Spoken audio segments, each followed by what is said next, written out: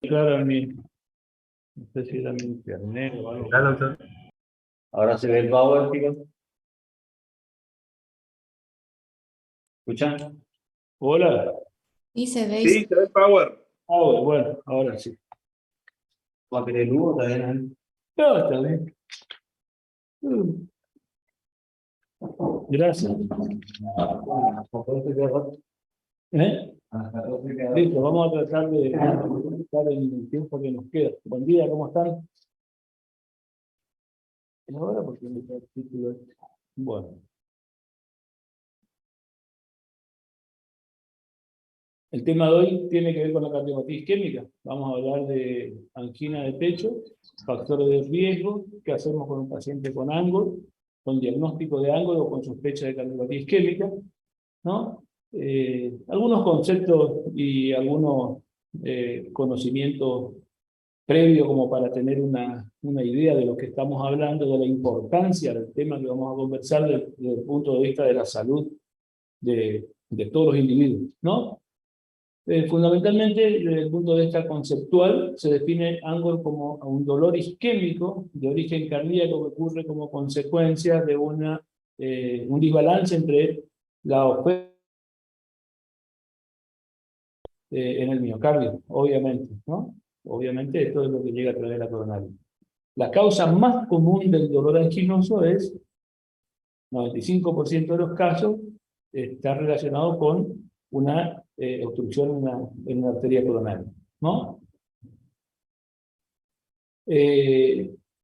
Por supuesto que esto puede ocurrir desde el punto de vista funcional en algunos momentos evolutivos o momentos circunstanciales del miocardio en ese momento, ¿no? Esto puede ocurrir por crecimiento progresivo del tamaño del ateroma hasta tapar totalmente la luz. Eso es difícilmente que ocurra, pero puede ocurrir, o en algunas circunstancias hay un accidente de placa en ese ateroma. También puede ocurrir, por ejemplo, en algunos casos, digamos, el 5% de los pacientes con cardiopatía isquémica está relacionado con los que no están relacionados a obstrucción coronaria.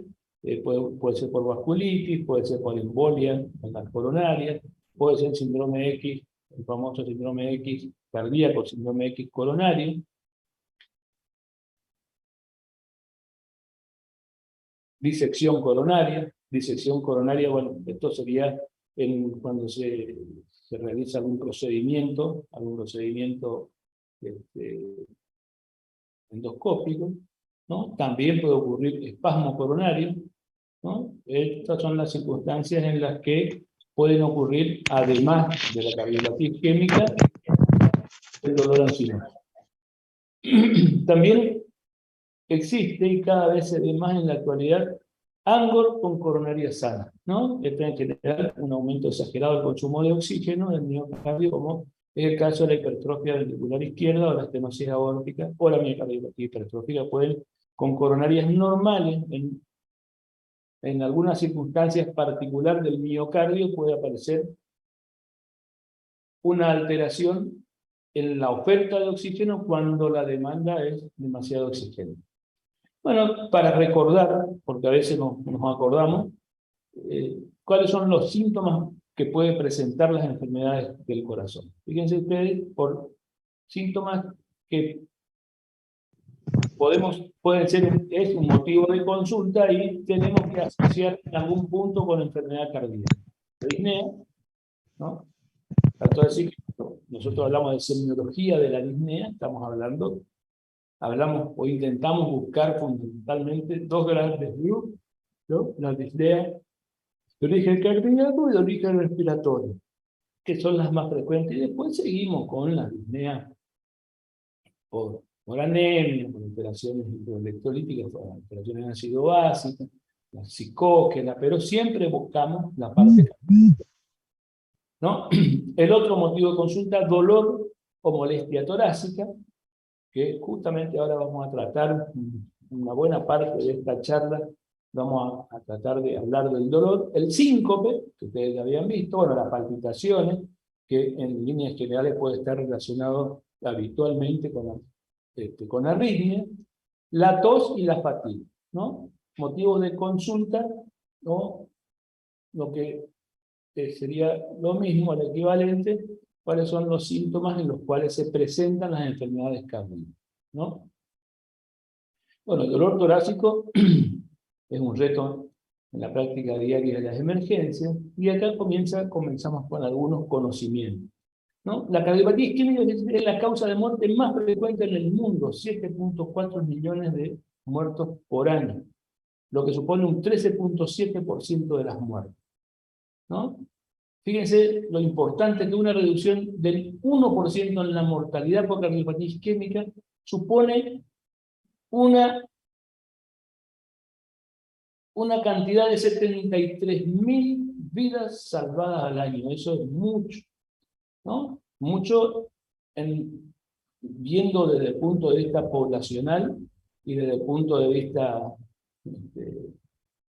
nada más que numérico, pero nosotros cuando hablamos de números nos olvidamos de que cada uno de estos es un individuo, una persona, alguien como nosotros, que tiene familia, que tiene trabajo, que tiene vida social, y eso es mucho, ¿no? Mientras que la mortalidad por enfermedad coronaria ajustada por edad va reduciéndose en los últimos años. Esto ocurrió desde, bueno, más o menos de la década del 70 en adelante, pero en los últimos años con la aparición de la revascularización miocárdica, va disminuyendo, ¿no? la muerte por enfermedad coronaria en los últimos, y el número de ingresos hospitalarios por esta causa tiende a aumentar. Bueno, esto disminuye el número de muertes, pero aumenta la cantidad de internaciones. Fundamentalmente está relacionado con el aumento en la expectativa de vida. Dolor torácico, motivo de presentación de las enfermedades cardíacas, muchas veces, ¿no? El infarto, fíjese, de miocardio, según proyecciones, 58.000 por año en la Argentina, más o menos del 2020, 30%, fíjense ustedes, ¿no? Tiene menos de 48 horas de evolución. La angina inestable, bien tratada, 95% no evoluciona a infarto de miocardio.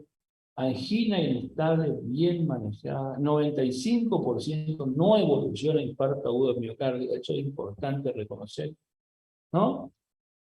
Y lo otro es que el infarto detectado en hora, en la primera hora, o sea, en la hora 1, ¿no? Fíjense ustedes que la streptokinasa baja al 50% de la mortalidad. Esto es importante desde el punto de vista individual, desde el punto de vista de la salud pública, desde el punto de todos los puntos que ustedes les miren. Esto es muy, muy importante, ¿sí? Y de qué nosotros, cuando hablamos de esto, ¿qué significa estos tres renglones que nosotros estamos conversando? Significa que, en primer lugar, cuando hablamos de enfermedad coronaria, hay factores de riesgo. O sea que tenemos que tratar de manejar y controlar los factores de riesgo, que ya vamos a ver cuáles son, ¿no? Esto es importantísimo. Lo otro es que el 30%, fíjense ustedes, de las anginas de reciente comienzo, ¿no? Tienen menos de 48 horas. Esto es importante en este punto, valorar el riesgo. Cuando tenemos angina inestable, ¿no? Bien tratada, no evoluciona el infarto de miocardio cuando ya tuvimos un evento isquémico agudo. Esto es importantísimo, sé que quedan muy pocos. Todo esto, fíjense, desde acá para atrás, nosotros estamos viendo en una parte de nuevo, una parte de la historia natural de las enfermedades que es, desde el punto de vista evolutivo, es mucho tiempo después que comenzaron a alterar nuestras coronarias los factores fundamentalmente de riesgo, ¿no? ¿Qué otros datos podemos saber? Fíjense ustedes que la modificación de la evolución clínica de los pacientes de tratamiento médico, la incidencia de infarto evolutivo disminuyó, fíjense ustedes, del día al 20% del 70% a un 4% en la actualidad. O sea que prácticamente, no sé si no está menos ahora, esto es datos del 2020, ¿no? La refractariedad al tratamiento inicial disminuyó del 30% a alrededor del 5 al 10% en la actualidad. Esto es datos que tenemos que conocer. Y una de las manifestaciones clínicas, motivo de consulta clave que hay que insistir en los problemas fundamentalmente cuando hacemos propaganda o cuando intentamos realizar políticas de salud, educar acerca del dolor torácico. Yo diría antes del dolor torácico, pero el dolor torácico también es importante. Bueno, el dolor, como cualquier otra manifestación de enfermedad que implique subjetividad, requiere para su correcta interpretación y evaluación que el interrogatorio sea realizado de forma ordenada y precisa para indagar cuáles son sus características. Esto es importantísimo desde el punto de vista médico, ya hablando médico individual. Bueno, ¿qué pasa con el dolor torácico? Tiene una amplia gama de posibilidades etiológicas, ¿no? De un dolor torácico puede representar, bueno, en primer término, una dificultad diagnóstica. Esto cuando tenemos un paciente con dolor, es un problema diagnóstico. En segundo lugar, una profunda responsabilidad médica por cuanto, ¿no? Tanto su significado tiene el interpretar como trivial un dolor que corresponde a un infarto o miocardio, como calificar de cardiopatía isquémica a un paciente que solo presenta una osteocondritis o una neuritis intercostal. Es difícil, desde el punto de vista diagnóstico, cuando uno más o menos tiene un conocimiento, difícilmente ocurra esto, pero puede ocurrir y de hecho se ve muy frecuentemente, ¿no? Es decir, mandarle de alta, luego de la consulta, a un paciente que tiene dolor torácico que realmente tiene una enfermedad, una cardiopatía isquémica inestable en este momento, pero también porque puede morirse evolutivamente en cualquier momento en las próximas 24 horas. Pero también no está bien, ¿sí?, a alguien que tiene una osteocondritis decirle que tiene una enfermedad coronaria. Bueno, cuando hablamos de dolor torácico y cualquier dolor, siempre pensamos en el diagnóstico anatómico, funcional y la etiología de la función. Luego, estas son algunas características que tenemos que ver desde el punto de vista semiológico, ¿no? Atributos del dolor, circulación, circunstancias de aparición y de exacerbación, calidad o tipo del dolor, localización inicial del dolor, condiciones que lo atenúan y lo calman, propagación, intensidad, fíjense ustedes, y duración. Todos estos elementos forman parte de la evaluación semiológica del dolor, es decir, del interrogatorio del dolor torácico de la persona o del paciente que nos está consultando en este momento. Esto, hay unos 6 o 7 slides que fundamentalmente tienen relación con un conocimiento histórico, pero tenemos que saber, fíjense ustedes, existe un trastorno de pecho que se caracteriza por síntomas intensos particulares. Este es importante por el tipo de peligro que implica y su presentación no es infrecuente, por lo que amerita ser ampliamente difundido. Esto decía William Everden, en 1768, fíjense ustedes, por su localización y la sensación de estrangulamiento y ansiedad que lo acompañan, no resulta impropio llamarlo angina pectoris. Es decir, ya describieron este dolor hace más o menos, qué sé yo, 400 años, 800, 900, 2000, sí, mucho tiempo, ¿no? Concepto: dolor o molestia torácica o en áreas adyacentes causado por un flujo sanguíneo insuficiente hacia el músculo del corazón, o sea, isquemia. Esto es desde el punto de vista académico, la angina de pecho, ¿no? Angina pectoris. ¿no? No se describe como un dolor, sino como una sensación no placentera de opresión, compresión, estrangulamiento quemante o desgarrante, ¿sí? Angina igual a estrangulamiento, ¿no? Presenta un inicio y término gradual y desencadenante, y habitualmente existe un factor desencadenante: frío, comida, ejercicio, emociones. Puede irradiarse a los hombros, las extremidades superiores, cuello, mandíbula y dientes. Fíjese, así describió Edelman, ¿no?, la angina de pecho hace un buen tiempo atrás, ¿no?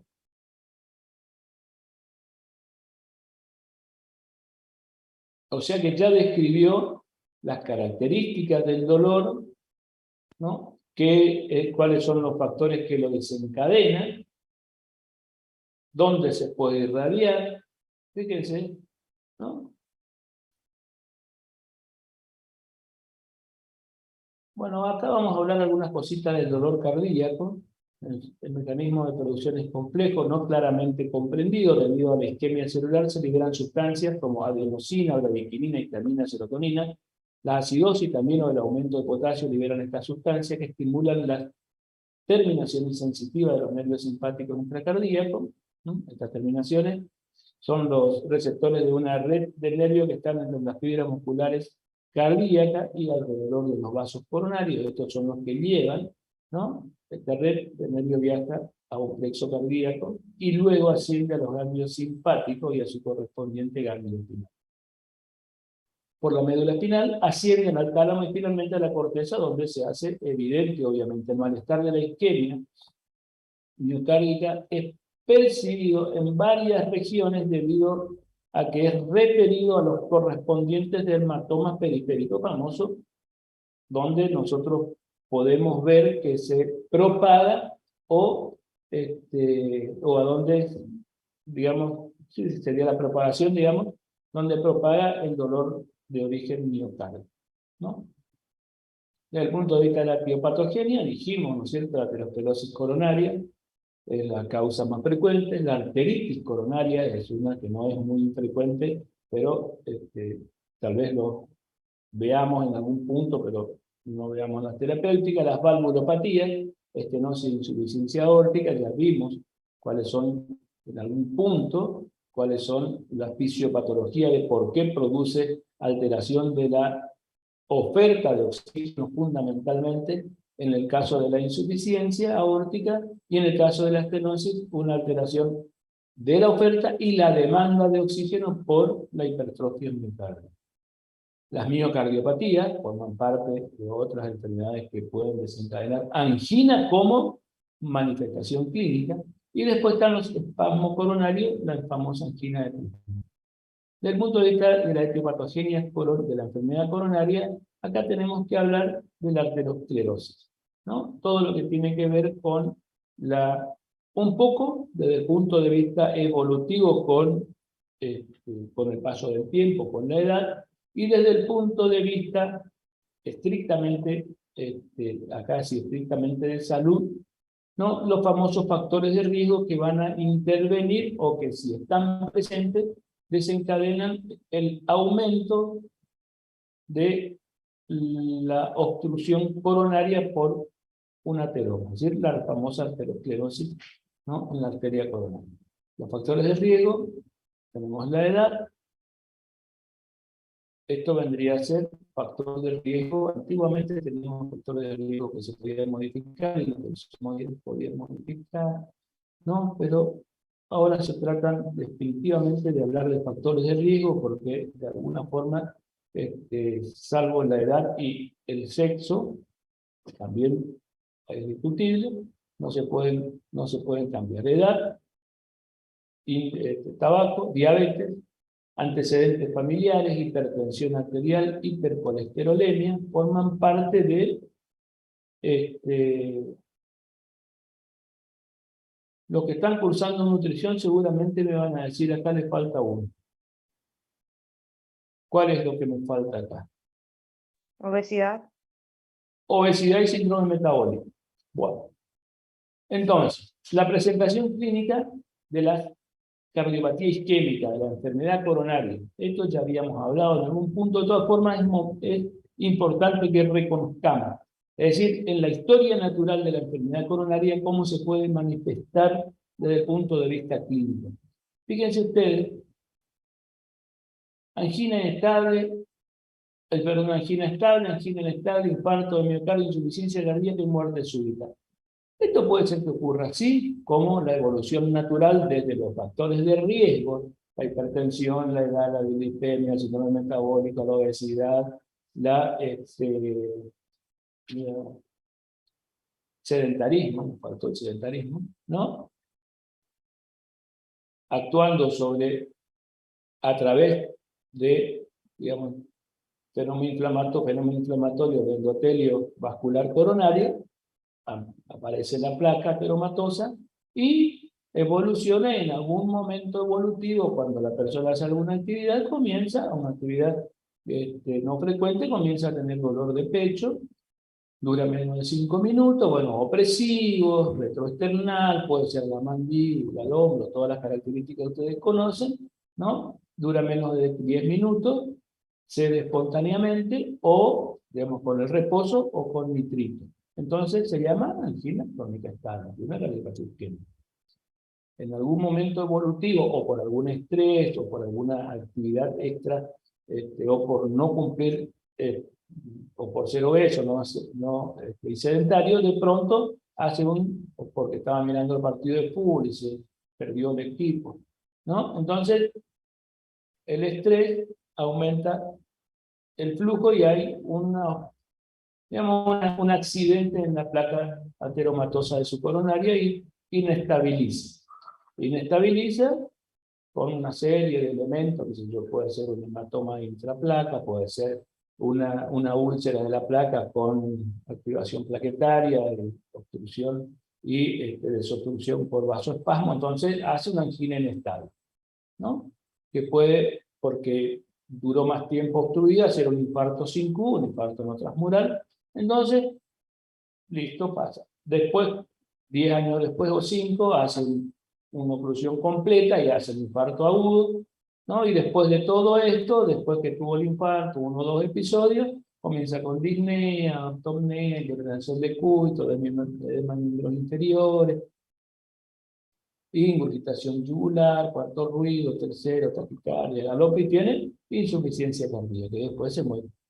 Puede que ocurra de esa forma, pero también la cardiopatía isquémica se puede manejar como primer manifestación clínica cualquiera de estas formas de expresión o de presentación de la enfermedad coronaria. Es decir, puede aparecer como una angina estable o puede de pronto a los 50 o 45 años en reposo porque vio el partido, comienza con dolor de pecho, dura más de 15 minutos y resulta que, o más de media hora, y resulta que era hipertenso, era fumador, era obeso, entonces ya comienza con una angina inestable, primera forma de manifestación. Otros de pronto hacen un infarto al comienzo como primera manifestación clínica, también hacen o insuficiencia cardíaca algunos, o algunos hacen lo que llamamos muerte súbita. Fíjense ustedes, de esta forma puede ser evolutiva o puede ser la primera manifestación clínica de enfermedad coronaria. Así que no queden como que siempre la enfermedad coronaria tiene este estado evolutivo, digamos. Cualquiera de ellas puede ser la primera expresión o la primera manifestación clínica de enfermedad coronaria. ¿Qué es la angina estable o angina pectoris o angor pectoris? ¿No? Es un malestar o dolor torácico en áreas adyacentes causado por una isquemia miocárdica que se asocia a alteraciones de la función miocárdica pero sin necrosis. Este es un concepto académico bien claro. Desde el punto de vista clínico, que es lo que nosotros vemos, ahora vamos a ver a qué le llamamos angina de pecho clínicamente. Esto es un concepto fisiopatológico, si se quiere, claro, ¿no? Porque esa manifestación clínica que nosotros vemos tiene su correlato fisiopatológico, que es justamente. Bueno, entonces tiene como dolor la manifestación clínica, signos, habitualmente no hay ninguno desde el punto de vista cardiológico, si hablamos desde la cardiología, ¿no? A menudo el examen físico es normal.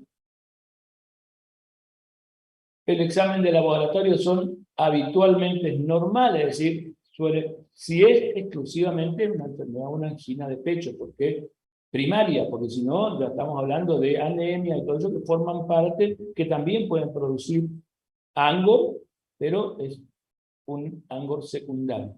Incluso, fíjense ustedes, el electrocardiograma es normal en más del 25% de los pacientes. Es decir, ¿qué es lo que tenemos para diagnosticar la angina de pecho? La historia clínica y la historia clínica. Fundamentalmente y exclusivamente la historia clínica. Yo diría que el 96-98% de los diagnósticos de ANGOR, de angina de pecho, se hace con la historia clínica, ¿no? Bueno, algunos estudios especiales que ya los vamos a ver después, ¿no? Por supuesto, en la angina tenemos que buscar la calidad, duración, localización y provocación, ¿no? del dolor. También esto desde el punto de vista evolutivo, cómo clasificamos la angina, ¿no?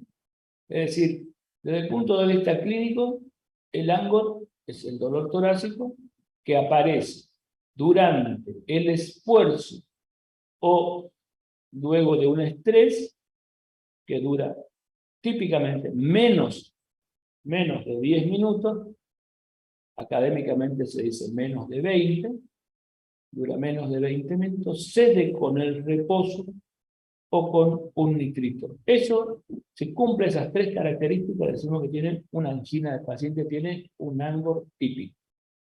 Obviamente, aparece con el esfuerzo, dura menos de 20 minutos, cede con el nitrito o con el estrés. Esto estamos hablando de que hubo algo que le produjo o que le desencadenó el dolor. Es decir, esto sería un ANGOR con esfuerzo, ¿no? Angina clase 1. Esto es lo que típicamente conocemos con el nombre de angina crónica estable. Bueno, clase 2, ligera limitación en las actividades rutinarias, angina al caminar más de 2 cuadras o a subir más de un piso. Clase 3, marcada limitación de actividad física rutinaria, ANGOR al caminar 1 o 2 cuadras o a subir un piso. Y clase 4, angina por mínimos esfuerzos o en reposo. Esta es una de las formas de clasificar. Hay varias formas, todas tienen más o menos la misma severidad, o la misma clase de presentación, digamos, esfuerzo para que se presente. ¿A qué le llamamos síndromes coronarios agudos? ¿No? Cuando en el contexto de la cardiopatía isquémica aparece una ulceración de una placa aterosclerótica y formación de un trombo que condiciona diversos grados de obstrucción en la arteria coronaria. Condiciona diversos grados de obstrucción en la arteria. ¿Qué significa esto? Que puede ser severo y ocluir totalmente, o que puede no ocluir totalmente y producir fenómenos dinámicos, ¿no? Los fenómenos dinámicos, el vasoespasmo o la vasoconstricción por activación plaquetaria. Es decir, todavía no sabemos qué va a pasar. Síndrome coronario agudo. Si obstruye totalmente, va a pasar un infarto, y si no obstruye totalmente, no va a pasar un infarto. Evoluciona como tal, o hace un infarto sin Q. Ya vamos a ir viendo. Entonces, los síndromes coronarios agudos, ¿cuáles son? Angina inestable, infarto miocardio no Q, subendocárdico o con supradesnivel del ST, o infarto miocardio con Q, transmural o con supradesnivel del segmento ST. Esto después ya seguramente van a hablar, o el jueves, vamos a ver si me toca ahora mismo, vamos a hablar de este tema. ¿No? También el diagnóstico de los síndromes coronarios agudos es fundamentalmente clínico y electrocardiográfico, ¿no? Clínico electrocardiográfico se utilizan en los síndromes coronarios agudos. que nosotros vamos a hablar hoy de la angina crónica estable o síndromes coronarios crónicos, como se tiende a hablar en la actualidad también. ¿Está? Bueno, acá vamos a hablar algunos momentos de los factores de riesgo, ¿no? Que son los no modificables, modificables, estos todavía están en la bibliografía, ¿no? Y, digamos, los no modificables de la edad, obviamente las personas de más de 40 años están con más riesgo, lo que no significa de que entre los 30 y los 40 no puede presentar a alguien una cardiopatía isquémica. Y también a veces entre los 20 y los 30 años. De todas formas, cuanto más aumenta la edad, más riesgo de tener una enfermedad coronaria tiene un individuo, ¿no? Bueno, la historia familiar, si un familiar directo, ¿no? Un familiar directo, como por ejemplo padre, de primer orden, padre, madre, un tío, ¿no? Tuvo una enfermedad coronaria antes de los 40 años, nosotros tenemos más riesgo de tener una enfermedad coronaria antes de los 40 años. ¿Alguien me puede decir qué significa eso? Por ejemplo, no relacionado con lo que conocemos nosotros, le damos relación estricta entre clínica y manifestación, porque nosotros por ahí decimos, y alguien tuvo un infarto, tuvo una enfermedad. No, nadie tuvo, ninguno. ¿Tuviste algún tío que murió? Sí, mi tío murió a los 33 años. Y la muerte súbita es una manifestación de la enfermedad coronaria. Nosotros por ahí a veces no lo tenemos muy claro ese aspecto, ¿no? El sexo también, los que tienen más enfermedades coronarias antes de los 60 años son los hombres, después las mujeres, después, bueno, entonces se equilibra la incidencia, ¿no? La historia familiar, la raza, está más relacionada también, sobre todo de la raza negra o a los que tienen alteraciones fundamentalmente del metabolismo lípido, son los que más enfermedad coronaria tienen. Después tenemos los modificables, lo que ustedes conocen, la hipertensión arterial, tabaquismo, obesidad, la hiperuricemia, bueno, la personalidad tipo A que le llaman, el sedentarismo. Esto es importante. Fíjense ustedes, de nuevo caigo exactamente en lo que habíamos hablado en su oportunidad cuando hablábamos de insuficiencia cardíaca. Dijimos que la causa más frecuente de insuficiencia cardíaca es la enfermedad coronaria. Y resulta que dentro de la enfermedad coronaria el factor modificable más frecuente es la hipertensión arterial. La segunda causa de enfermedad de insuficiencia cardíaca era la hipertensión arterial. O sea que nosotros tenemos que controlar la hipertensión arterial como de lugar para evitar cualquiera de estas dos cosas, ¿no? Y después tenemos otros factores de riesgo, como por ejemplo la hiperlipidemia, que forman parte de la dislipemia, de los modificables o potencialmente modificables, la diabetes y el síndrome metabólico.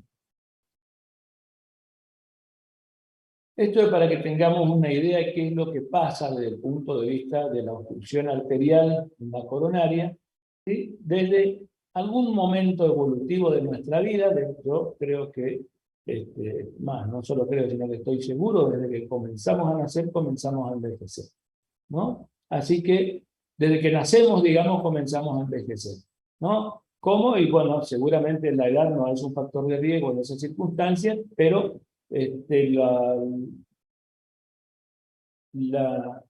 digamos, lo hereditario sí, nuestra genética nos comienza a manejar a partir del nacimiento, ¿no? La dislipemia tal vez sea uno, a lo mejor no la hipertensión, pero sí la dislipemia, y si nuestra mamá, nuestro papá son fumadores, también eso forma parte del fumador, del que no fuma directamente, pero fuma porque vive con fumadores. Entonces eso ya comienza desde nuestro nacimiento, comenzamos a envejecer y comienzan a alterarse, digamos, de alguna manera o a tener alguna condición en la circulación coronaria, ¿no?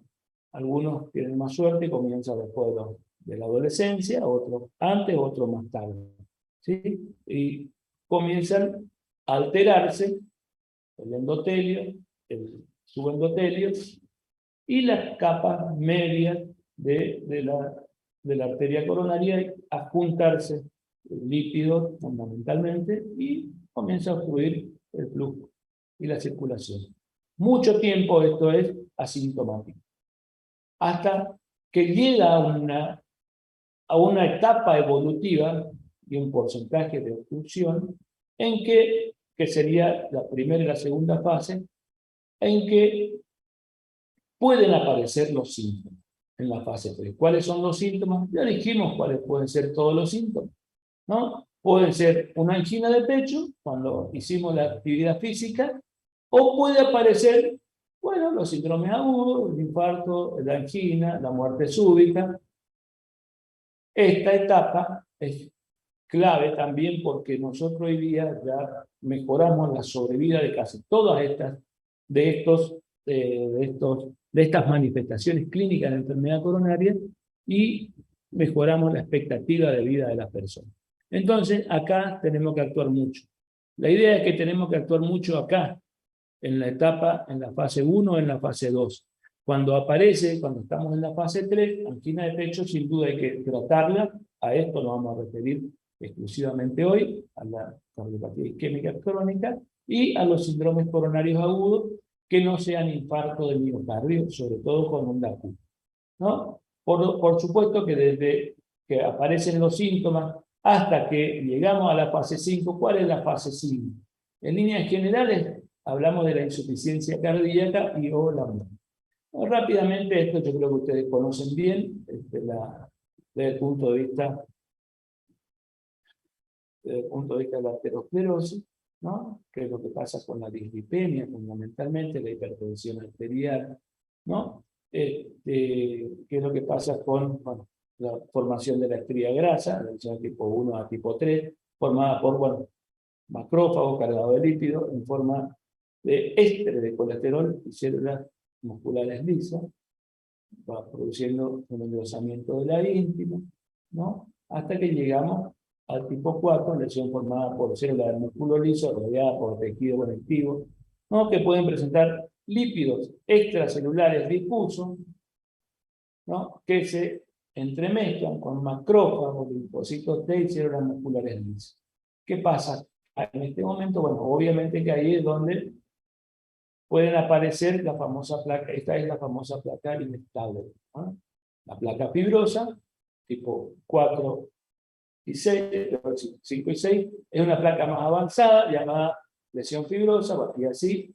Además, se ve afectada por trombosis, hemorragia y calcificación y se llama placa complicada en algún momento. Tienen gran cantidad de células de músculo liso, macrófagos, linfocitos T. Las células de músculo liso están rodeadas de colágeno, elastina, proteoglucano, éster de colesterol. Las placas se hallan revestidas por una capa fibrosa. Todo esto, y esto es lo que se ve desde el punto de vista, digamos, cuando uno corta una coronaria. Fíjense ustedes la placa, bueno, la pasta ateromatosa, rica en lípidos, el tejido esclerótico que tiende a ser más duro, y el trombo afuera, que es el que se forma toda la parte dinámica, digamos, de la enfermedad miocárdica. Simplemente algunas figuritas, si tenemos más tiempo, vamos a conversar, de todas formas, para que se vean, digamos, ¿no?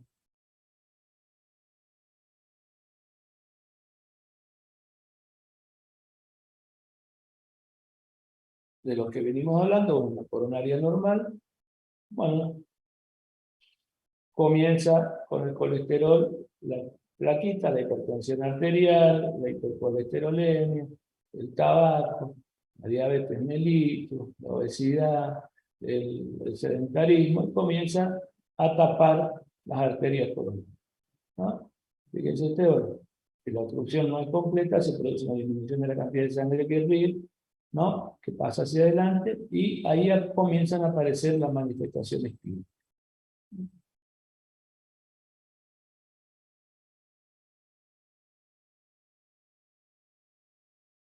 esto, por supuesto que en algún momento comienza a ocurrir una lesión o una obstrucción por un coágulo, un trombo, ¿no?, que hace una obstrucción completa y comienzan a aparecer las manifestaciones clínicas y la necrosis, que es lo que nosotros conocemos el nombre de infarto. Y acá, bueno, las consecuencias del infarto, que eso van a ver ustedes, bueno, la muerte, ataque cardiovascular, la fibrilación, la muerte o los bloqueos, ¿no? Forman parte de las complicaciones que van a ir viendo, seguramente vamos a ir viendo el jueves. Bueno, consecuencia del infarto, ¿no? Si el infarto es de pequeña extensión, apenas afecta la función del corazón, siendo el pronóstico mejor que cuando, obviamente, cuando es mayor, ¿no? Únicamente, bueno, en este caso, únicamente es necesario, en estos casos, factores de riesgo, ¿no?, de un nuevo infarto, hipertensión, tabaco, colesterol, diabetes, obesidad, sedentarismo, etcétera, pudiendo llevar una vida normal, ¿no? ¿Sí? Sin restricción. El infarto de cara inferior al abdomen, ¿no? Por supuesto que cuando el infarto tiene más tamaño, ya comienza a aparecer la insuficiencia cardíaca y los elementos que conocemos desde el punto de vista funcional, ¿no? También puede producir defecto en el cierre de la válvula mitral, una insuficiencia mitral funcional, apareciendo insuficiencia cardíaca o pulmonar, ¿no? Bueno, estos son algunos consejos para todos nosotros: fumar, ¿no?, tener el colesterol normal, la tensión arterial adecuada, el rango de colesterol, eso vamos a ver hoy, ¿no? La actividad física. Ahora vamos a comenzar a hablar de la cardiopatía isquémica, ¿no?, desde el punto de vista fundamentalmente diagnóstico. Acuérdense ustedes que el dolor torácico puede tener causas cardíacas y no cardíacas, ¿no?, cardiológica y no cardiológica. Esto es, dentro del punto de vista de lo cardiológico, la cardiopatía isquémica, ¿no?, es lo que nos importa, digamos, ¿no? Puede producirse en forma aguda o en forma crónica, ¿no? En forma crónica, la angina que vamos a ver ahora, y los síndromes coronarios agudos. Los síndromes coronarios agudos, desde el punto de vista diagnóstico y terapéutico práctico, se clasifican en síndromes de acuerdo a que tengan o no cambio en el electrocardiograma cuando nosotros evaluamos al paciente en la primera vista en la emergencia. Si tiene alteración del ST, supradesnivel del ST, se llama síndrome coronario agudo con supradesnivel del ST. Si los otros que no tienen alteraciones en la recorrelación ventricular, no tienen supradesnivel, se llaman síndrome coronario agudo sin supradesnivel del ST. Así nomás. No vamos a discutir mucho y después vamos a seguir seguramente digamos, a completar los conceptos. La forma de presentación, ya vimos cuáles son: sintomática, angina crónica estable, síndrome coronario agudo, que acá está el infarto con Q, el infarto sin Q, la angina estable y la muerte súbita. Todo esto, bueno, la angina estable es un dolor precordial que recurre bajo circunstancias similares, con frecuencia similar en el tiempo. Acá ya incluimos un concepto evolutivo del ángulo de pecho. ¿Está? Evolutivamente es estable. Habitualmente se habla de 2 o 3 meses, ¿no? Los síntomas usualmente comienzan con baja intensidad, incrementan 2 o 3 minutos, hasta un total de menos de 15 minutos, ¿no? Y luego 0. Esto es un slide, digamos, como una especie de resumen de cómo nos manejamos con un paciente que tiene una angina crónica estable, ¿no? Una angina estable o una cardiopatía isquémica sin componente agudo. El cuadro clínico ya sabemos cuál es, entonces es un dolor que aparece retroesternal, opresivo, que algunos lo agregan como que además tienen sensación de muerte. Puede propagar o manifestarse en la mandíbula, en el hombro izquierdo, en el hombro derecho, en la región cubital de los miembros, sobre todo del miembro superior izquierdo, con factores de riesgo, y siempre dura siempre aparece en determinado esfuerzo, dura el mismo tiempo y no tiene cambio y se ve con lo mismo. Entonces se llama angina crónica estable. Este paciente, ¿cómo estudiamos? Bueno, el electrocardiograma para ver si tiene componente de isquemia sin síntoma en este momento, que se infradesnivel del ST, puede ser, bueno, algunas cosas como por ejemplo hipertrofia ventricular izquierda, elementos que nos hablen de una cardiopatía que pueda desencadenar o pueda manifestarse con ANGO, ¿no?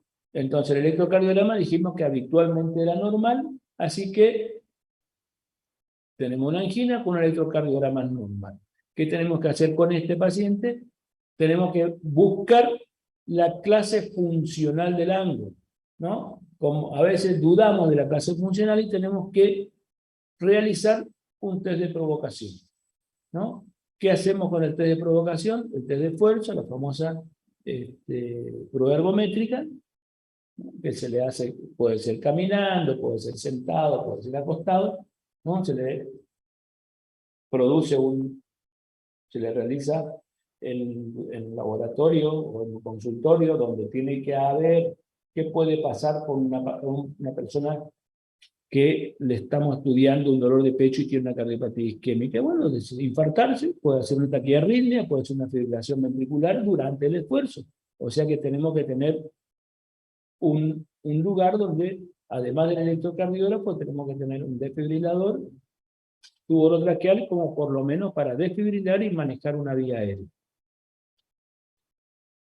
Mientras se le va haciendo hacer una actividad física que vamos midiendo, ¿no? De acuerdo en peso, que se calcula el mes, digamos, y se va aumentando los primeros 5 minutos, los primeros 3 minutos es sin ningún esfuerzo, un esfuerzo mínimo los segundos 3 minutos más, hasta aproximadamente 8 o 9 minutos, los cuales la persona comienza a tener el famoso calentamiento que le dicen. A partir de ahí se comienza a aumentar el esfuerzo, aumentar la fuerza y hacerla hacer más fuerza. Entonces, a partir de ese momento comienza obviamente a aumentar la presión arterial, comienza a aumentar la frecuencia cardíaca. A partir de ahí, presión arterial y frecuencia cardíaca se llaman, cuando la frecuencia cardíaca sistólica con la presión arterial se llama doble producto. Bueno, se va calculando, se va midiendo la presión cada que se cambia de esfuerzo, se mide la presión arterial y se evalúa la frecuencia cardíaca en el monitor que se está monitoreando y guardando, digamos, para ver después si tuvo algún cambio.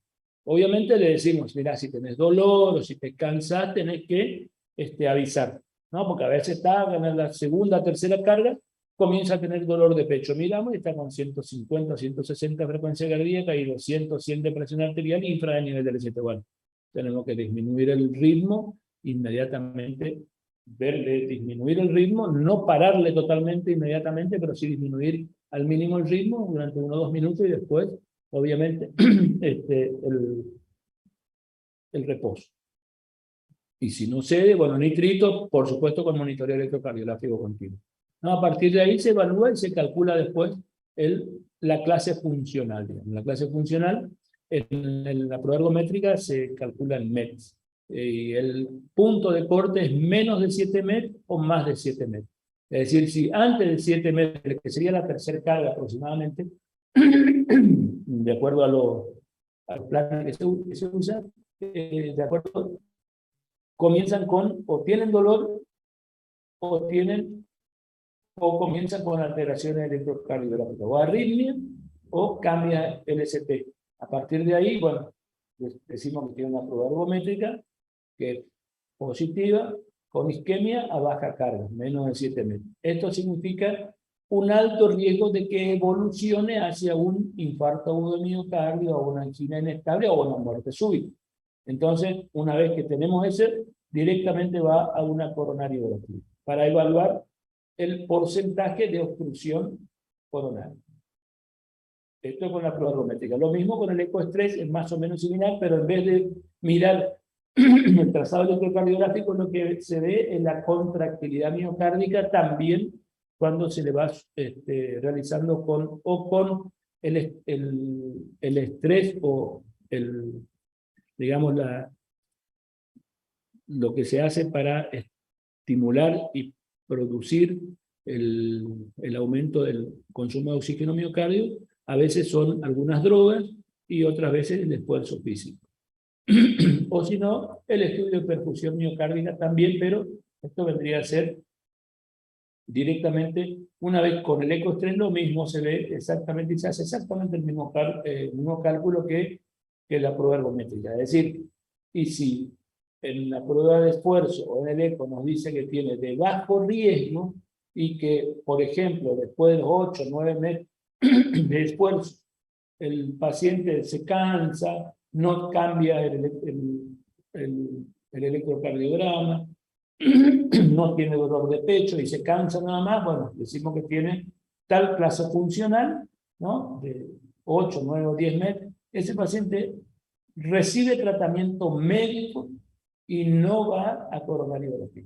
¿Quedó claro hasta ahora el concepto?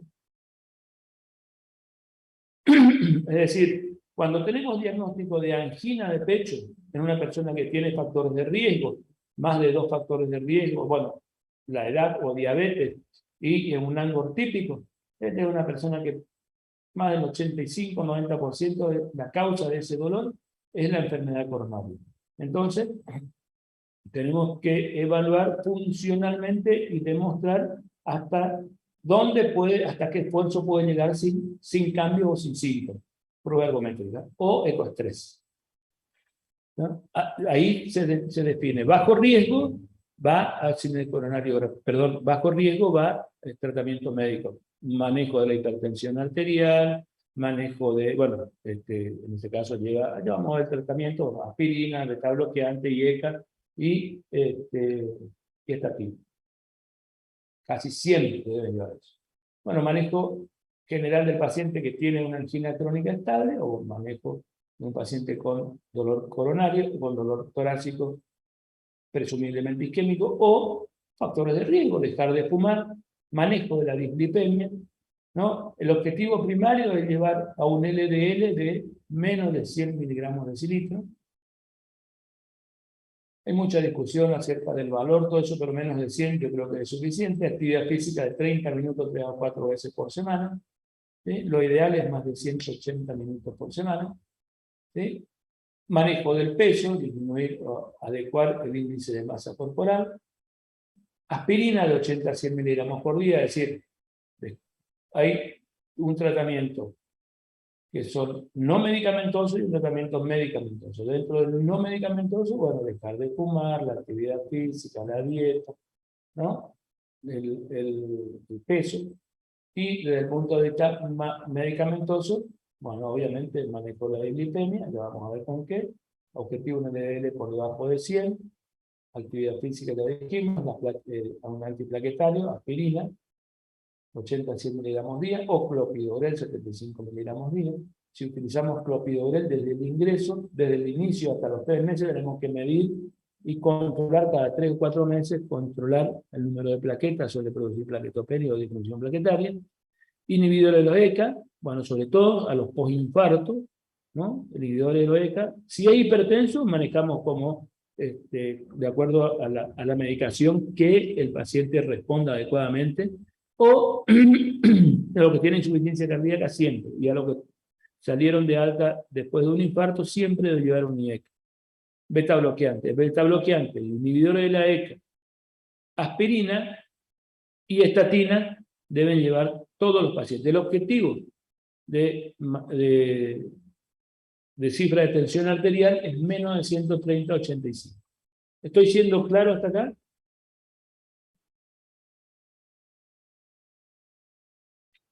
¿Cómo se maneja una angina crónica estable? Bueno, tratamiento médico, elegimos aspirina, beta bloqueante, inhibidor de la ECA, estatina. Fíjense ustedes lo que disminuye el riesgo cada uno de ellos. Es decir, todo paciente con enfermedad coronaria debe recibir las 4 terapias, salvo que tenga contraindicación de algunos de ellos.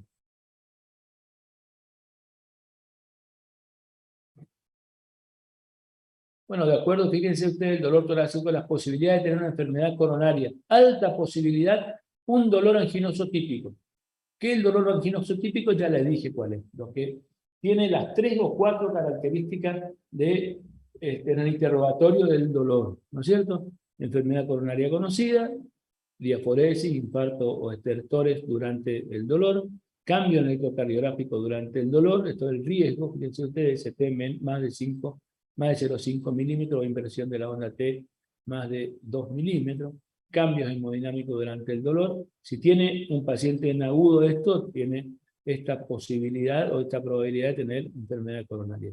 Media probabilidad, ¿no? Fíjense ustedes, la edad, más de 70 masculinos, más de 2 o 3 factores de riesgo, diabetes como factor único, anormalidad del ST o ST nueva, digamos, ¿no? Depresión del ST menos de 1 milímetro.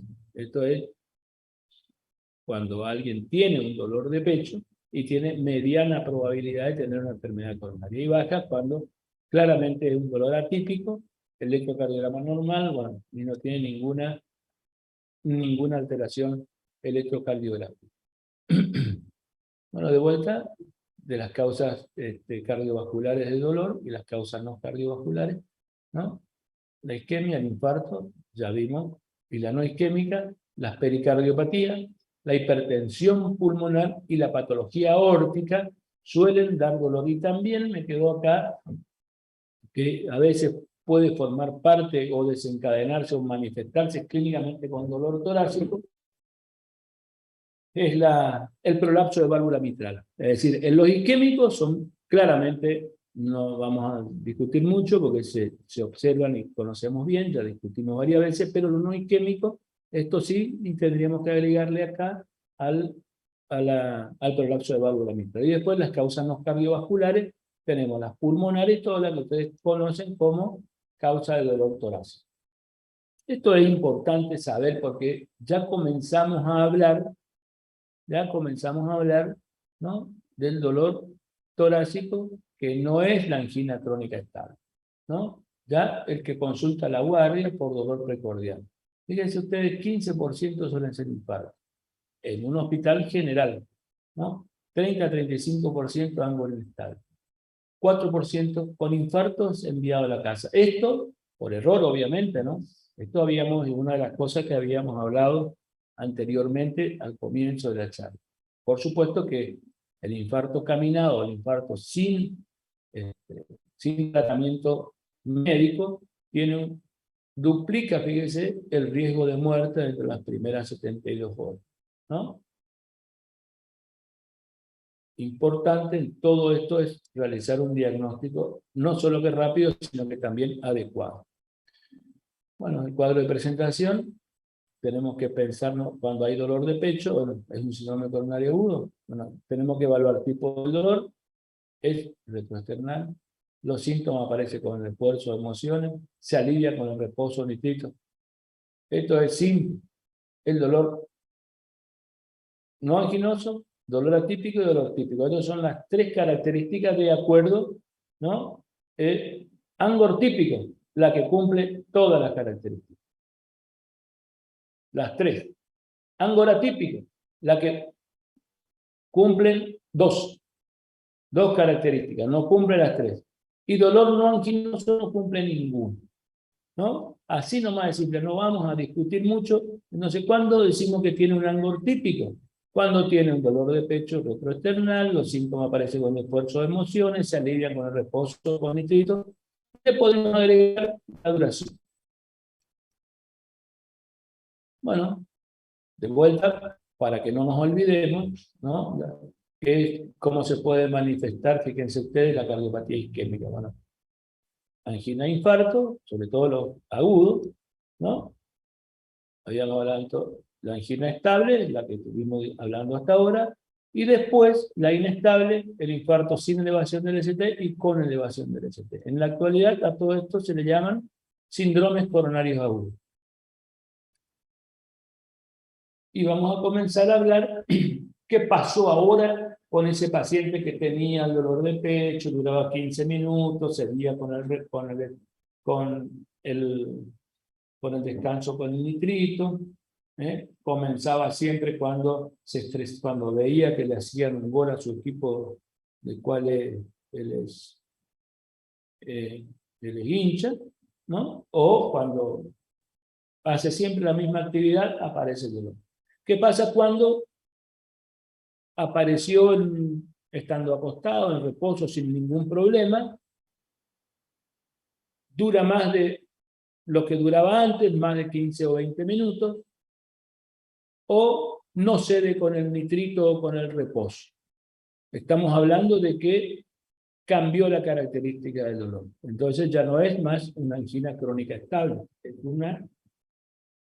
un síndrome coronario agudo.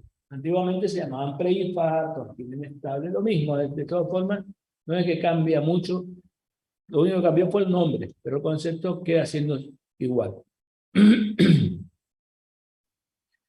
Bueno, fíjense ustedes los síndromes coronarios, el mayor riesgo, ¿no?, de FB en ese contexto, cuando cambia la característica del síntoma, uno piensa que cambió porque cambió digamos que cambió la condición de la arteria coronaria o del músculo cardíaco irrigado por esa coronaria. El mayor riesgo de FB primaria ocurre dentro de las primeras 4 horas de iniciar los síntomas. Entonces, importante consultar tempranamente, que es el momento donde se mueren casi todos, cuando tienen dolor de pecho, ¿no? Padecen una FB primaria entre el 4 y el 18% de los pacientes que sufren un infarto, es decir, que pueden morir, muerte súbita. La presencia de una FB primaria incrementa la mortalidad y las complicaciones intrahospitalarias, pero no incrementa la mortalidad a largo plazo. Es decir, ¿qué significa esto? Que lo único que hace la presencia de la FB y TB, lo único que ocurre en el miocardio para que aparezca eso, es el sustrato isquémico agudo. No empeora el pronóstico a largo plazo. Es decir, que tampoco me habla del tamaño del infarto, porque si hubiera sido que todos los infartos de gran tamaño producen esto, sí cambiaría el pronóstico a largo plazo, pero no cambia. Así que acá lo que esto nos hace ver es que lo único que pasa en esta circunstancia es que el lugar isquémico que digamos, el lugar que se está con alteración isquémica cambia su condición eléctrica y puede desencadenar una FB. Eso es lo único que dice. Y no habla de tamaño. Eso es importante.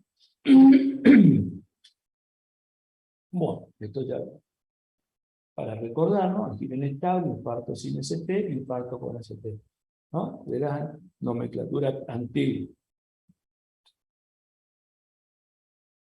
Entonces, ¿qué pasa para que aparezca el síndrome coronario agudo? Bueno, en algún punto, los factores de riesgo coronario que ya existían, ya está la placa ateromatosa, que en estas circunstancias es vulnerable. Cuando son vulnerables, más rápidamente y mejor se pueden inestabilizar, ¿no? La alteración del endotelio, fundamentalmente con la placa ateromatosa o aterosclerótica vulnerable, que se puede romper, se puede fisurar, puede sangrar. Esto desencadena inflamación o fenómeno inflamatorio agudo.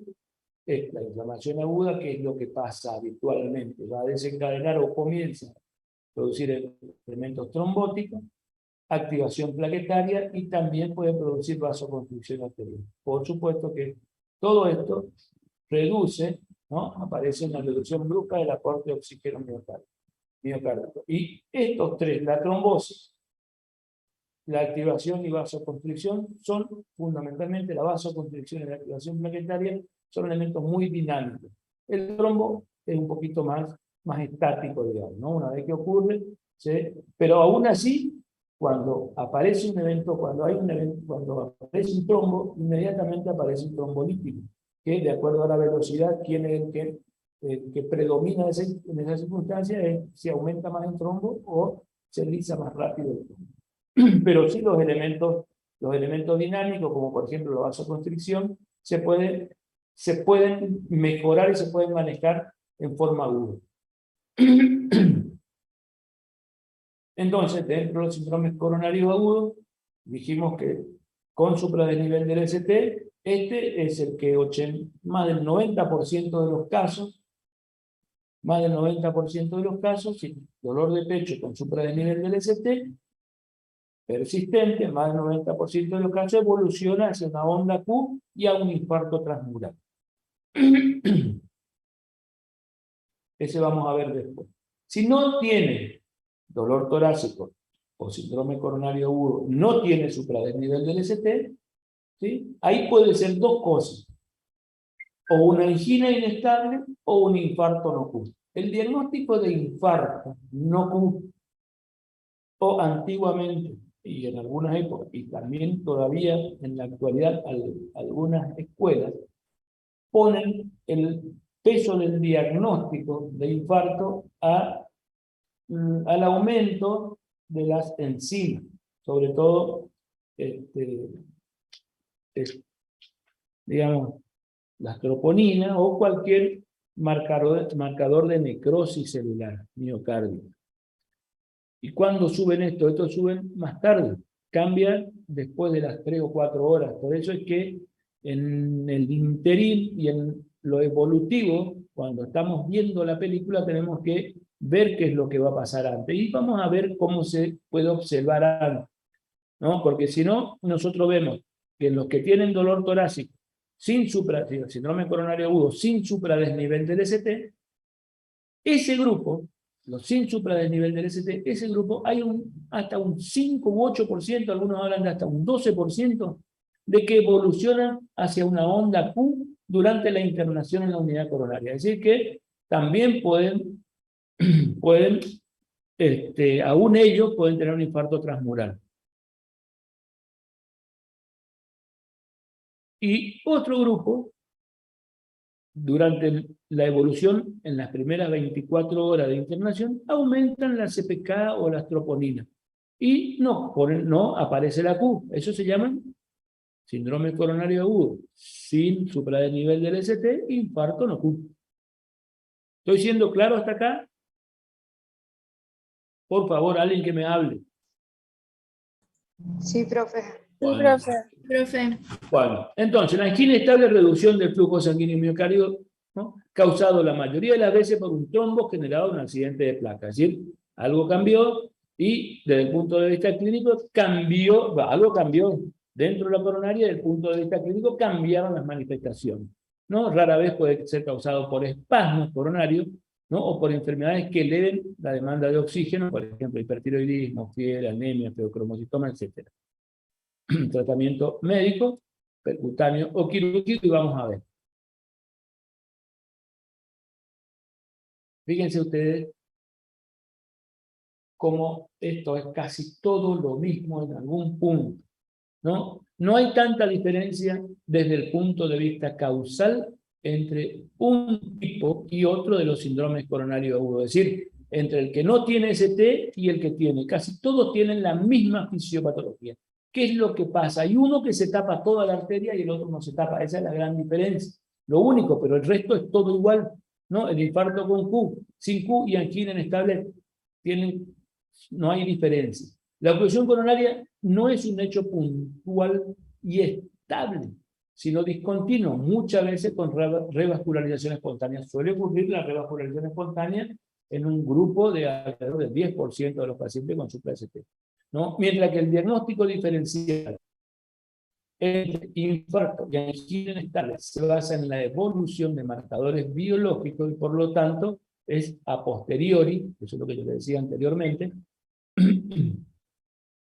Pero fíjense ustedes, la conducta terapéutica inmediata hay que basarla, sin embargo, en la presunción de oclusión coronaria completa, ¿no? Y esa solo nos da el electrocardiograma. ¿Qué significa eso? Por eso es que durante el manejo y digamos, el interrogatorio y la evaluación de un paciente con dolor torácico, tenemos que tener el electrocardiograma. Bueno. Todos son pacientes que se deben internar, obviamente, se manejan con morfina. El oxígeno le puse en rojo porque Siempre que desature, sí hay que colocar el oxígeno, si no desatura, no. La desaturación significa que si tiene por debajo del 92% la saturación, debemos indicar la oxigenoterapia. Nitroglicerina, aspirina, beta bloqueante, no cambiamos mucho, exactamente lo mismo. Heparina endovenosa no fraccionada o heparina de bajo peso molecular, un anticoagulante, inhibidor de la glucoproteína 2B3A, trombolítico, angioplastía percutánea y cirugía revascularización. Esto es todo el arsenal terapéutico que tenemos para el manejo de estos pacientes, ¿no? Síndrome coronario agudo con y sin supradesnivel del ST. Ahora vamos a ver con supradesnivel, esto solo para ver la diferencia nada más, y después vamos a seguir, ¿no? El objetivo en los síndromes coronarios agudos con supradesnivel del ST, dijimos que esto evoluciona a un infarto con Q, es decir, una necrosis transmural, ¿no? El objetivo es reducir la morbimortalidad del infarto agudo de miocardio mediante la reperfusión coronaria precoz, así que hay que tratar de reperfundir con trombolisis en los casos que tienen indicación de ella y previniendo nuevos eventos coronarios. Así que una vez que tratamos, tenemos que ver cómo está la coronaria y tratar de manejar los eventos posibles que van a aparecer en los pacientes sobrevivientes a un infarto y en aquellos sometidos a intervenciones terapéuticas para evitarlo. Bueno, cirugía, angioplastía, ¿no? Incorporándose al programa de prevención secundaria. ¿Está bien esto? Prevención secundaria. ¿Esta es prevención secundaria o terciaria?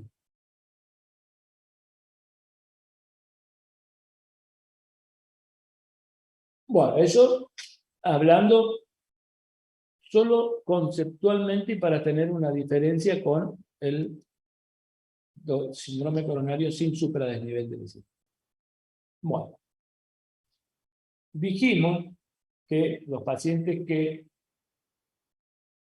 cambiaba su condición clínica, cambia la característica del dolor, aparece dolor en reposo, o es más prolongado, o aparece falta de aire, o no cede con el nitrito o con el reposo como era antes, entonces decimos que se inestabilizó. Esto se llama actualmente síndrome coronario agudo. Electrocardiograma sin cambios electrocardiográficos, o por lo menos no tiene supradesnivel del ST, esa es la palabra, no tiene supradesnivel, o la frase, digamos, no tiene supradesnivel del ST, ¿no? Categorizamos como síndrome coronario agudo sin elevación del ST. Acá, obviamente, se interna, monitoreo electrocardiográfico continuo, ya le dimos la aspirina, nitroglicerina, ¿no? Y ahí fijamos hasta dónde tiene la tensión arterial. Si tiene la presión elevada, un IECA, y un beta bloqueante debe llevar, si no tiene contraindicación formal, es decir, si no tiene EPOC, no tiene asma, entonces, o no tiene enfermedad vascular periférica severa, entonces debe llevar un beta bloqueante, y el objetivo de cualquier beta bloqueante en ese contexto es beta bloquear, es decir, llevar una frecuencia cardíaca de 60. Y durante la internación utilizamos este score que para saber o para evaluar la severidad o el riesgo de que en este caso síndrome coronario agudo sin supradesnivel del ST, en este momento evolutivo es una angina inestable, ¿no? El riesgo de qué, de que haga una muerte súbita o que evolucione hacia un infarto. ¿Y en base a qué? Utilizamos esto, 1, 2, 3, 4, 5 elementos, ¿sí? O 6 elementos clínicos, ¿no? Se llama score de TIMI, ¿no? Edad mayor a 65 años, un punto. Tiene enfermedad coronaria, digamos, tenemos un punto, perdón, más de 3 factores de riesgo de enfermedad coronaria, un punto, ¿no? Hipertensión, dislipemia. La diabetes cambió ahora, ¿no? Pero fumador. Uso de aspirina en los últimos 7 días. Acá van 2 puntos. Antiagregante, angina de reciente comienzo severa. Esto es que tenga dolor en reposo, fundamentalmente, ¿no? Y más de 2 eventos en las últimas 24 horas. Marcadores cardíacos elevados, bueno, esto CPK-MD o troponina. desviación del ST, cambio electrocardiográfico, y bueno, valoramos el riesgo, ¿no? El riesgo de que tenga, de acuerdo al puntaje que obtenemos, ¿no? Fíjense ustedes, cuando tiene más de 3 puntos, ya el riesgo cambia, el riesgo de evolucionar hacia una muerte súbita o un infarto al 20%, y cuando tiene un TIMI 4 o 5, el riesgo es mucho más alto, del 20 al 40%. Y se llama angina inestable de alto riesgo. El de alto riesgo, como tiene mucha probabilidad de evolucionar hacia un infarto, se maneja como uno de alto riesgo, ¿no? El riesgo intermedio, el que nosotros vamos a hablar, y el de alto riesgo también vamos a hablar las características, ¿no? del manejo de un paciente con alto riesgo. También podemos, ¿no? Valorar el riesgo, ¿no? del dolor agudo progresivo. Por ejemplo, dolor agudo y progresivo, insuficiencia respiratoria o inestabilidad hemodinámica. ¿Tiene o no tiene? Si tiene, obviamente el tratamiento urgente, ya vimos en su momento, cuando hablamos del edema agudo de pulmón, ¿no? Dolor torácico, el edema agudo de pulmón de causa isquémica, ¿no? No tiene, en ese caso, centrarse en la historia clínica, el examen físico, 5 a 10 minutos, más el electrocardiograma, ¿no? Síndrome coronario agudo, si tiene factores de riesgo, si tiene sobre elevación del ST, ya sabemos, y sin sobre elevación del ST, ya tenemos una idea de cómo seguir. Con elevación del ST, va estrategia de repercusión, y sin elevación, otra estrategia por manejo clínico. Entonces, seguimos con el dolor torácico agudo y progresivo, insuficiencia respiratoria, inestabilidad hemodinámica. Ya dijimos si tiene lo que hacemos, y si no tiene, centrarse en la historia, el electro, y ver acá, en la historia del examen físico, si puede ser o no una disección de aorta. Dolor torácico agudo, ¿no? Comprobar todos los pulsos, radiografía de tórax, TAC de tórax, con y sin contraste, con contraste y de abdomen, ¿no? El manejo del dolor torácico agudo. Seguimos con el dolor torácico agudo, puede ser pleurítico, vamos a pasar rápidamente porque ustedes saben, y que serían los 3 grandes, ¿no es cierto? Me queda uno. ¿Cuál les parece a ustedes puede ser una causa de dolor torácico aguda que tenga alto riesgo? Y no es isquémico, y no es la disección de aorta, y no es, me queda la embolia de pulmón. Eso es otro que tenemos que tener presente. Bueno, vamos a hablar rápidamente de los síndromes coronarios agudos, ¿no? Rápidamente, angina inestable, el diagnóstico, síndrome clínico definido por dolor torácico con características específicas, precordial, opresivo, ya dijimos, irradiaciones típicas, ¿no? Aparición impredecible en reposo mínimo de esfuerzo, quedó claro esto hasta ahora, ¿no? Y bueno, hay una serie de clasificaciones viejas, digamos, que cada vez se usa menos, digamos, ¿no? Vamos rápidamente a ver qué hacemos con los síndromes isquémico agudos o síndromes sin elevación del ST, ¿no? Angina inestable, 1 o 2%, infarto sin ST, 4 al 6%, es el famoso YAMNO-Q, ¿no? Hay que estratificar la mortalidad, bueno, ya habíamos visto cómo hacemos en el Cordetini, ¿no? Descartar causas secundarias, es decir, descartar anemia, la hipertensión arterial, buscar algunas causas, por supuesto que ingresan a la unidad coronaria o a una unidad de manejo torácico, manejo diagnóstico, o a la unidad de cuidado intensivo, y una evolución intrahospitalaria, y obviamente después vemos cómo hacer. Los síndromes isquémicos agudos, bueno, sin elevación del ST, ¿cómo se clasifica el riesgo? Alto riesgo. Esto es otra forma de clasificar el riesgo, también sirve, ¿no?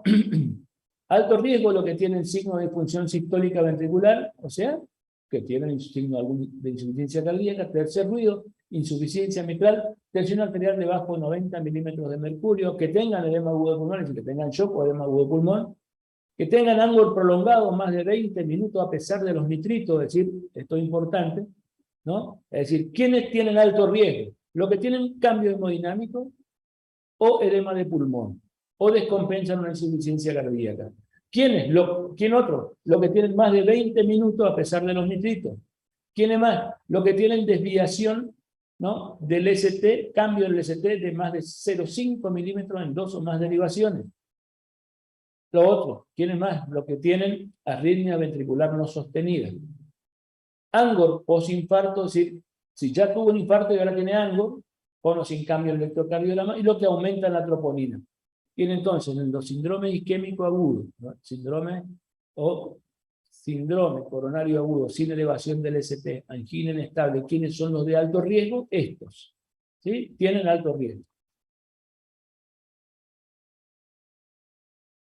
Riesgo intermedio o moderado, más de 70 años, Angor prolongado, cede espontáneamente con nitrito, es decir, tiene más de 25 minutos, pero se dio con nitrito. Angor de reposo, 2 episodios en las últimas 12 horas, aumenta el riesgo. Angor clase funcional 3 o 4, ¿no?, previamente, o los que tienen insuficiencia cardíaca o PTCA, o los que tuvieron cirugía de revasculación miocárdica o PTCA. Electrocardiograma, secuela de necrosis y o onda T negativa, es decir, los que tienen onda Q o onda T negativa. Angor posinfarto sin cambio en el electro, y aumento de troponina menos de 0,01 nanogramos mililitro, ¿no? Más de eso, pero menos de 0,1 miligramos mililitro. Y los de bajo riesgo, Angor progresivo en frecuencia, gravedad de duración, Angor de reciente comienzo, clase funcional 2 o 3, perdón, 3, ¿no? Electrocardiograma normal sin cambio y troponina negativa. ¿Cuál es la evolución de estos pacientes? Angina recurrente con cambio en electrocardiograma y o descompensación hemodinámica, la famosa angina refractaria. Isquemia silente, pueden aparecer en las primeras 72 horas. Y antes del alta, a estos pacientes hay que hacer una prueba no invasiva, ¿no? Una prueba ergométrica, un ecoestrés, ¿no? O eco con fármaco. La ergometría, ecocardio, bueno, ecoestrés, cámara gamma, estalio, eso siempre hay que hacer. Entonces, el tratamiento de la angina inestable, ¿no?, sin elevación del ST. Tratamiento antiisquémico, ya vimos el oxígeno, acá no le puse en rojo, ¿no? Tratamiento antiisquémico, oxígeno, si desatura, nitroglicerina, beta bloqueante, inhibidor de enzima convertidora en angiotensina, estatina. Oxígeno, beta bloqueante, ¿qué es lo que me falta acá? Acá está antiagregante plaquetario y anticoagulación. Tratamiento invasivo se evalúa después, según la evolución, ¿no?, sin coronariografía, y evaluar qué tipo de revascularización se hace. Bueno, las recomendaciones para la terapia antiisquémica es clase 1, ¿no? Internación, reposo absoluto, monitoreo electrocardiográfico continuo, nitroglicerina sublingual, ¿no? Primero en el sublingual, luego el intravenoso, durante la internación intravenoso y previo al alta sublingual, y después cambiamos a nitrito. Si desatura, oxígeno si hay una saturación menos de 90, morfina endovenosa en algunas circunstancias, sobre todo cuando aumenta mucho el dolor, beta bloqueante, si no tiene contraindicaciones, y ECA, y si hay hipertensión arterial. Bueno, también podemos usar los inhibidores de la glucoproteína 2B3A, sobre todo en los pacientes que tienen alto riesgo. Los pacientes con esto es el tratamiento de los de riesgo bajo y riesgo intermedio. El paciente de alto riesgo, es decir, el que tiene cambios hemodinámicos, el que tiene dolor prolongado, el que tiene trasíxoles ventriculares, lleva, además de esto que vimos, dijimos la aspirina, lleva clopidogrel e inhibidores de la glucoproteína 2B3A y heparina. Es mejor si podemos usar heparina de bajo peso. Digamos, la triple antiagregación y la anticoagulación. Y esto se debe mandar a un lugar para hacer cinecoronariografía, porque tenemos que revascularizar. El de alto riesgo tenemos que hacer eso. ¿Cuáles son las indicaciones de cateterismo cardíaco? Estas son angina de alto riesgo clínico, angina refractaria recurrente, isquemia electrocardiográfica al ingreso recurrente, inestabilidad hemodinámica, hipotensión arterial, insuficiencia cardíaca con resolución de 40%, troponina, ¿no? CK o MB elevada, taquicardia, fibrilación ventricular, angioplastía previa, digamos, en menos de 6 meses, cirugía de revascularización previa, alto riesgo isquémico por test no invasivo. ¿Sí? Bueno, acá vamos a hablar exactamente de lo mismo, los nitratos, vamos cada uno de ellos, yo creo que ya se habló de esto, de todas formas, repasen cada una de las drogas, algunas cositas tenemos que saber, bueno, cuáles son algunas contraindicaciones de los nitratos, acuérdense, beta bloqueantes, ya hablamos, o si no en terapéutica seguramente ya vieron.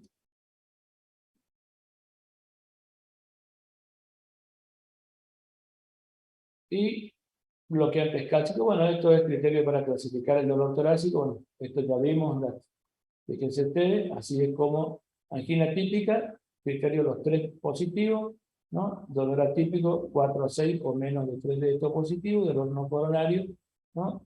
Ningún criterio positivo o solo uno sobre todo los 3. Angina definida, criterio de angina típica, lo mismo. Acá lo único que le agrega la irradiación y ausencia de otras cargas y la duración. ¿No? Desencadenado por el esfuerzo, dura luego 15 minutos, localización de prostamina. Bueno, ¿cuáles pueden ser todas las causas de dolor según la topografía del tórax? ¿No? Fíjense ustedes en el epigastrio, isquemia miocárdica, dolor pericárdico, dolor esofágico, dolor gástrico, esto ya ustedes conocen en todos lados. El electrocardiograma del dolor torácico, ¿no? Además de ser obtenido inmediatamente, debe repetirse si cambia la característica clínica o si cambia el dolor. Siempre hay que hacer eso. Nos vamos a sorprender que a veces tenemos un electrocardiograma cuando está con molestia, le hacemos y está normal, y resulta que a los 5 minutos pasó la molestia, le repetimos el electro y cambió el electro. Bueno, eso es categórico para hablar de que es isquémico el dolor y el síntoma que tenemos. Bueno, ¿qué es lo que se puede ver? Puede ser interpretado muy difícilmente o no ser interpretado, ¿no? Al efecto de la presencia de isquemia en ciertas situaciones. Bloqueo de rama es muy difícil de interpretarlo. Marcapaso, estimulador del ventrículo, preexcitación, ¿no? Y algunos que reciben digital o algún otro antiarrítmico, la amiodarona, cambian las características imagenológicas del electrocardiograma. Bueno, el electrocardiograma de isquemia aguda debe ser descrito como elevación o descenso del ST. Pero fíjense ustedes, el bloqueo de rama de nueva aparición no determinable puede ser un equivalente, sobre todo rama izquierda, como dice acá, ¿no? El bloqueo de rama izquierda puede ser equivalente del infarto agudo supra de nivel del ST. La alteración de la letra T tiene menor valor predictivo para isquemia que el ascenso, ¿no? O descenso del ST. Siguiendo con el electrocardiograma inicial permite establecer la primera estratificación pronóstica y es muy importante para decir la estrategia a seguir. Se debe anotar ritmo, frecuencia, hora de realización y repetir nuevos electrocardiogramas si existen cambios en la situación clínica del paciente. Esto es importantísimo, ¿no? En los pacientes que llegan tras 20 minutos y antes del primer hora de inicio del dolor, ¿no? Observamos signos como ascenso del ST mayor, bueno, de 0,1 milivoltios o mayor del segmento en 2 o más derivaciones de los miembros de 0,2 milivoltios en 2 derivaciones contiguas, considerar tratamiento antitrombótico. Es decir, lo que tiene esta característica de supra o infra de nivel del ST en 2 derivaciones contiguas, ¿no? O en 2 derivaciones que miren la misma cara, es indicación de tratamiento trombolítico. Bueno, las pruebas complementarias, el electroradiografía de tórax, análisis sistémico, siempre se pide un coagulograma antes de hacer tratamiento con anticoagulantes, ¿no? Y con antiagregantes, plaqueta también, ¿no? Bioquímica básica, glucemia, ionograma, creatinina, marcadores de daño miocárdico, siempre hay que solicitar. Al ingreso se le hace el electro y se pide exactamente esto. Y a las 4 o 6 horas se vuelve a repetir. Después de las 6 horas, entre las 4 y 6, yo diría entre las 6 horas, repetir las troponinas fundamentales, lo que se pidió como marcador de daño miocárdico, porque eso nos dice si aumentaron las troponinas y tiene más riesgo, ya se cambia de diagnóstico, ya deja de ser una angina estable para ser un IANOCUL.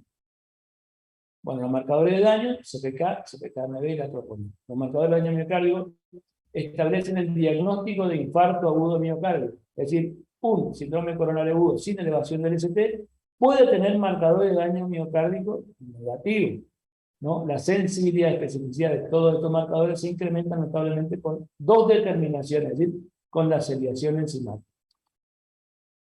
Puntos claves que tenemos que acordarnos. El diagnóstico preliminar de angina inestable se basa en los síntomas clínicos y en la valoración de los factores de riesgo para enfermedad coronaria. Eso es importantísimo. La terapia inmediata en la angina inestable y el infarto con elevación del ST incluye aporte de oxígeno si desatura, al miocardio en riesgo, ¿no? Y el control del dolor. La aspirina, esto es dosis de carga, ¿no? Mejora el pronóstico de la angina inestable y el infarto. La infusión precoz de nitroglicerina ayuda a estabilizar los pacientes con angina inestable. La combinación de aspirina y heparina es más beneficiosa en la angina inestable que la aspirina sola, sobre todo en los de alto riesgo. Los beta bloqueantes de administrarse en los pacientes con síndrome coronario agudo, a menos que tengan contraindicación formal. Los pacientes de alto riesgo con angina inestable o con elevadas troponinas, es decir, cardioespecíficas, pueden ser candidatos a recibir inhibidores de la glucoproteína doble no pueden ser, son candidatos, salvo que tengan contraindicación. La nitroglicerina endovenosa debe emplearse en todos los pacientes con infarto que tienen dolor continuo, a menos que la tensión arterial esté por debajo de 90 milímetros de mercurio. Y bueno, por suerte hemos terminado. El jueves vamos a hablar de infarto y complicaciones del infarto. Así que espero de que estén bien, que pasen bien. Hasta luego. ¿Alguna pregunta? ¿Quedó algo para aclarar? Podemos aclarar algo.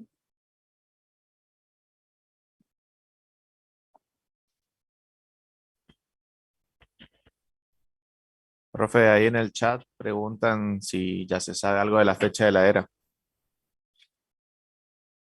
Por pedido de algunos, creo que va a ser después de las vacaciones. Ok, Casi muchas todo. gracias. Hasta luego.